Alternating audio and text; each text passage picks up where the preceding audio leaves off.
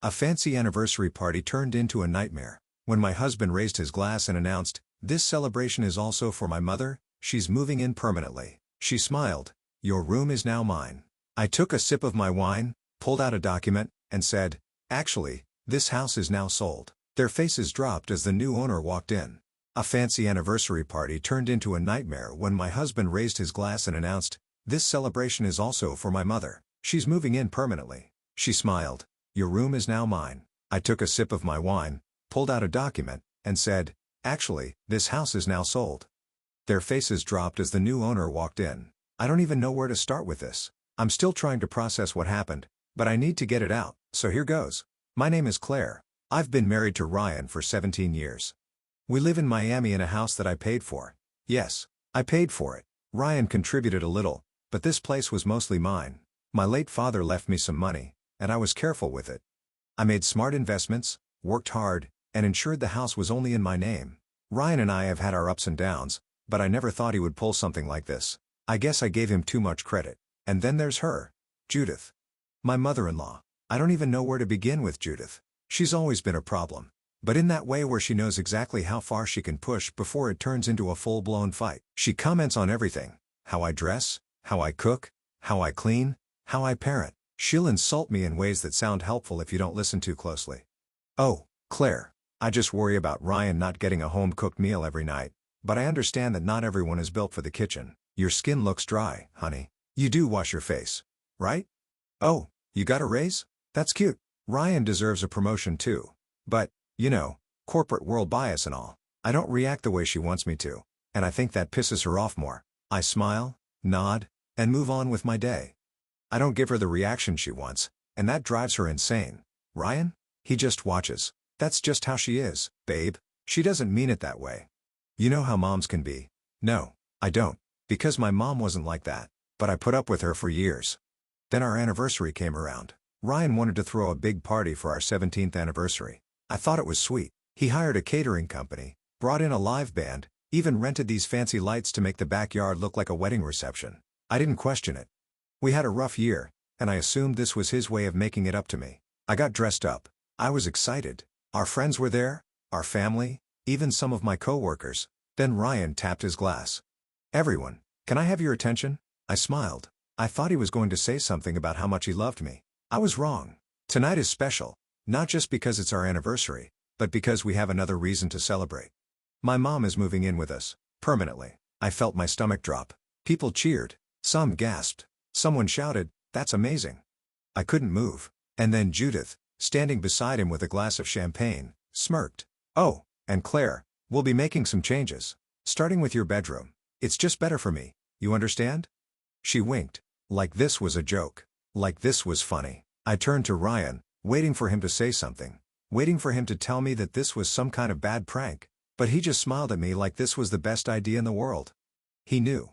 He planned this. Behind my back, I stood there, my champagne glass in my hand, feeling everyone's eyes on me. My friends, my family, waiting for me to react, to smile, to accept it. But what they didn't know was that I had a surprise too. I took a slow sip of my champagne, letting the bubbles fizz against my tongue and set the glass down. I could feel my heartbeat in my ears.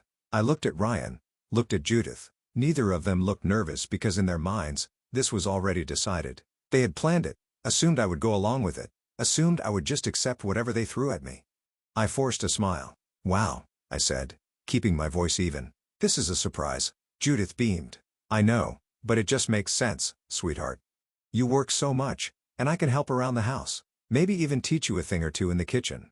Some people laughed. Like, this was a funny family moment. I could barely hear them over the ringing in my ears.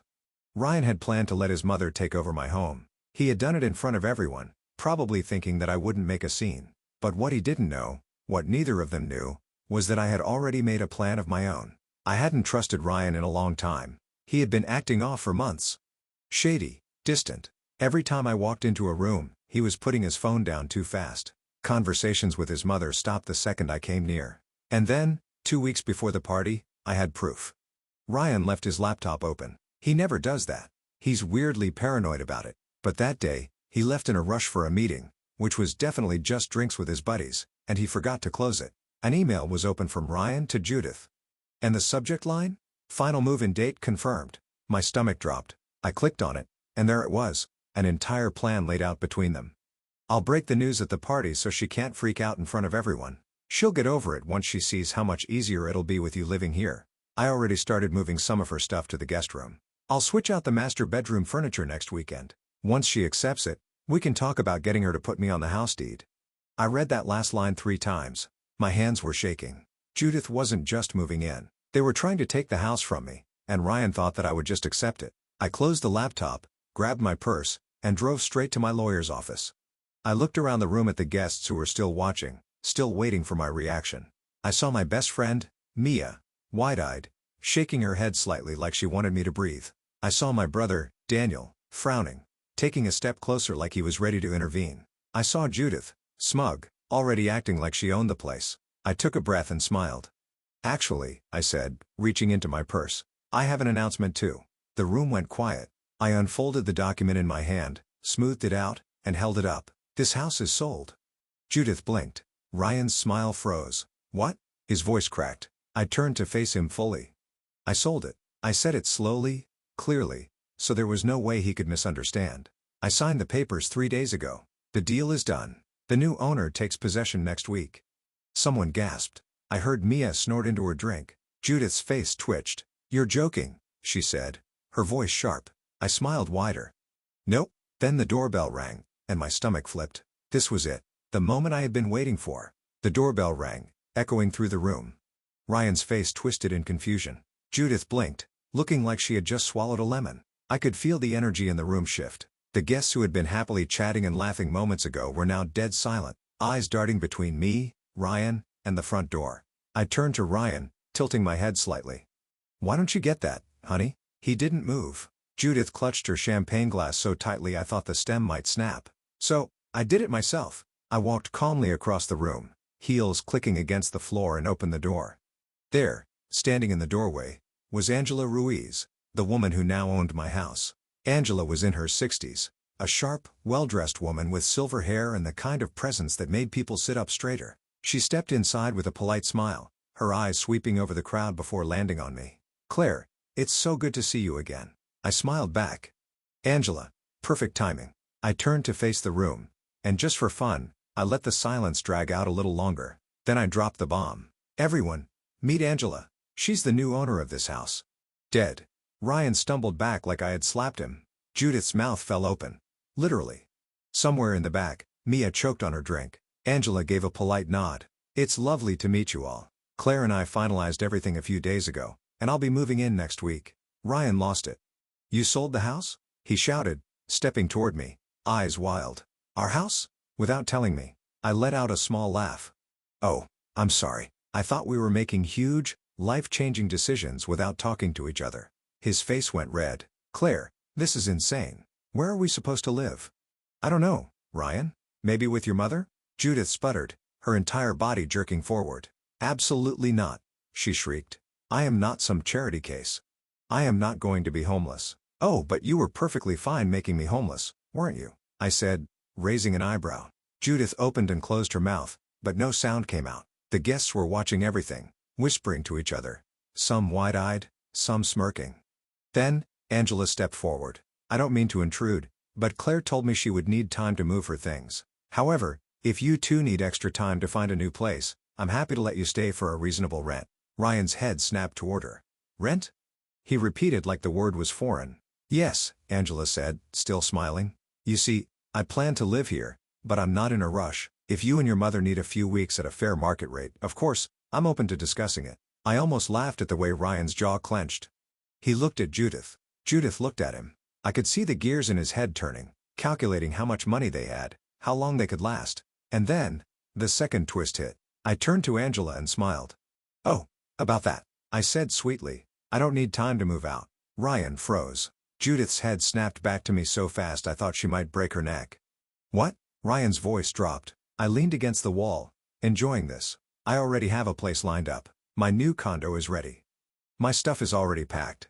Mia, who had been silently watching the whole thing, grinned. She knew. She was the only one I had told. Judith actually grabbed Ryan's arm like she needed physical support.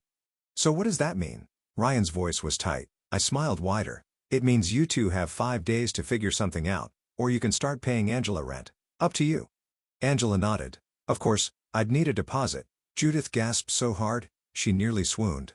Ryan just stared at me, and for the first time in 17 years, I saw fear in his eyes.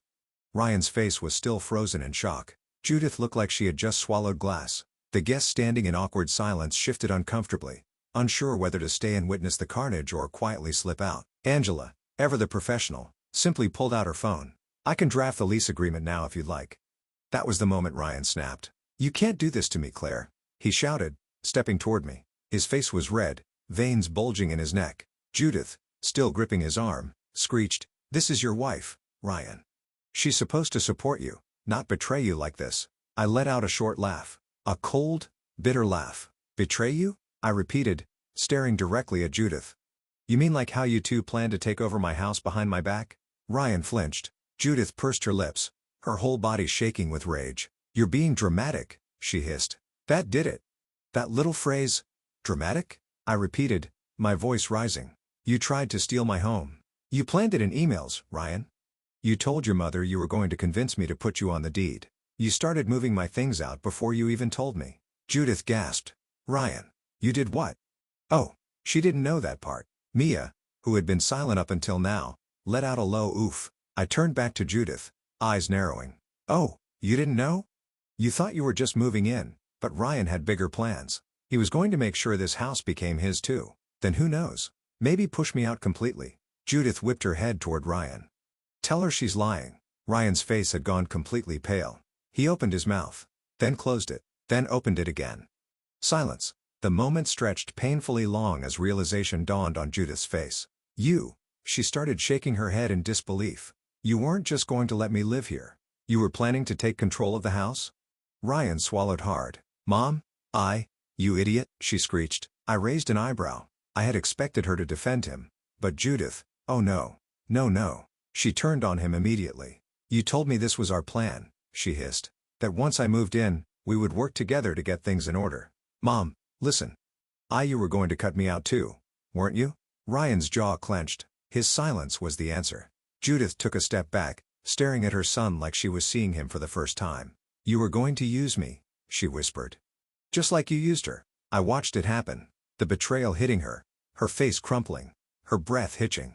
Judith, the woman who had spent years making my life hell, had just realized she was disposable too. Ryan looked like he wanted to crawl out of his own skin. I took a deep breath and adjusted my dress. Well, now that everything's out in the open, I think we're done here. Judith stared at Ryan, then at me. And then, she turned, grabbed her purse, and stormed out. Ryan stood there, completely frozen. People were whispering. Some guests had already left, not wanting to get caught in the wreckage. Daniel, my brother, stepped beside me. You need me to throw him out? I considered it, but then, something shifted in Ryan's face. I had expected rage or maybe an attempt to weasel his way out, but what I saw was defeat. Pure, unfiltered defeat. Claire, he said, voice quiet now. Can we just talk, please? The anger I had been holding on to wavered just slightly. Talk? I repeated. He nodded quickly. Just us. No one else. I exhaled slowly, then nodded. We sat on the back patio, away from the remaining guests. The music had been turned off. The night felt eerily quiet. Ryan ran a hand through his hair, looking down at the table. I screwed up, he said finally. I waited. I thought, he exhaled. I don't even know what I thought. That I'd let you take advantage of me? I said, voice flat. He winced. No, not exactly. I got comfortable. You always handled everything. You always made things work. And Mom, she kept pushing me, saying I deserved more. That you had everything and I had nothing. And I started believing it. I shook my head. You had a marriage, a partnership. But instead of talking to me, you plotted with your mother. Do you even love me, Ryan? His head snapped up, and for the first time that night, I saw genuine pain in his eyes. Of course, I do, he said, almost desperately. Claire, I love you. I was selfish. I saw an opportunity and I took it, but I never meant to hurt you. I thought we'd end up in a better place because of it. I let his words settle between us. Then I said the thing I had known for weeks now. I don't love you anymore. Ryan flinched like I had punched him. I kept going. Maybe I did once. Maybe if you had apologized sooner, I would have believed you.